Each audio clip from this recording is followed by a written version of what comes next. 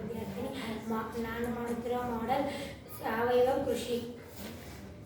ಬಳಸಿಕೊಂಡಿರುವ ವಸ್ತು ರಟ್, ಹಲಿಗೆ ಮತ್ತು ಬಣ್ಣ, ಪ್ಲಾಸ್ಟಿಕ್ ರಟ್, ಐಸ್ ಕಡ್ಡಿಗಳು, ಫೆವಿಕ್ವಿಕ್, ಜಿಗುಟು ಪಟ್ಟಿ, ಆಕಳುಗಳು, ಪ್ಲಾಸ್ಟಿಕ್ ಪ್ಲಾಂಟ್ಸ್ ಬಳಸಿಕೊಂಡಿದ್ದೇನೆ.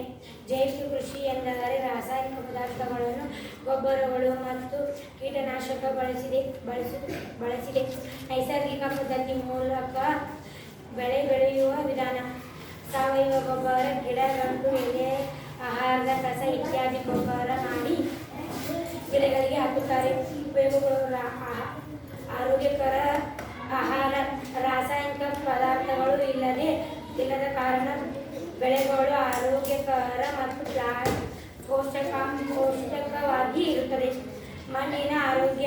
ಜೈವಿಕ ಕೃಷಿ ಮಣ್ಣಿನಲ್ಲಿರುವ ಸೂಕ್ಷ್ಮಾಣುಜೀವಿಗಳು ಮತ್ತು ಪೋಷಕಾಂಶಗಳನ್ನು ಕಾಪಾಡಿಕೊಳ್ಳುತ್ತದೆ. ಪರಿಸರ ಸಂರಕ್ಷಣೆ.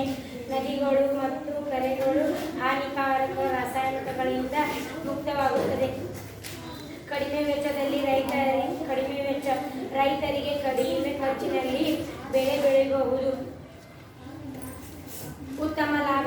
ಸಾವಯವ ಉತ್ಪನ್ನ ಮಾರುಕಟ್ಟೆಯಲ್ಲಿ ಹೆಚ್ಚಿನ ಬೇಡಿಕೆ ಇದೆ. ಗ್ರಾಮೀಣ ಅಭಿವೃದ್ಧಿ. ಗ್ರಾಮೀಣ ಪ್ರದೇಶಗಳಿಗೆ ಉದ್ಯೋಗ ಅವಶ್ಯಕತೆಗಳು ಹೆಚ್ಚಿಸುತ್ತದೆ. ಜೈವಿಕ ಕೃಷಿ ಮಾದರಿ ರೈತರಿಗೆ ಕಡಿಮೆ ವೆಚ್ಚದಲ್ಲಿ ಹೆಚ್ಚು ಲಾಭ ತಂದು ಕೊಡುತ್ತದೆ ಮತ್ತು ಪರಿಸರ ಸ್ನೇಹ ಕೃಷಿ ವಿಧಾನ. ಸಾವಯವ ಕೃಷಿಯಲ್ಲಿ ಮಾಡಲಾಗುವ ಪ್ರಮುಖ ವಿಷಯಗಳು: ನೈಸರ್ಗಿಕ ರಸಗೊಬ್ಬರ,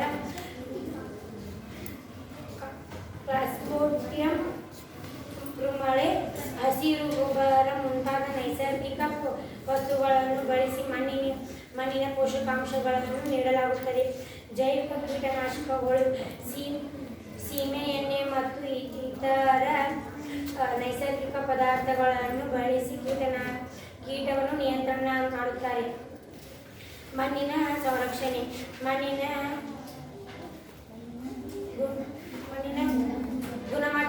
ಗುಣಮಟ್ಟವನ್ನು ಸುಧಾರಿಸಲು ಮತ್ತು ಸಂರಕ್ಷಣೆ ನೈಸರ್ಗಿಕ ವಿಧಾನಗಳನ್ನು ಬಳಸಲಾಗುತ್ತದೆ.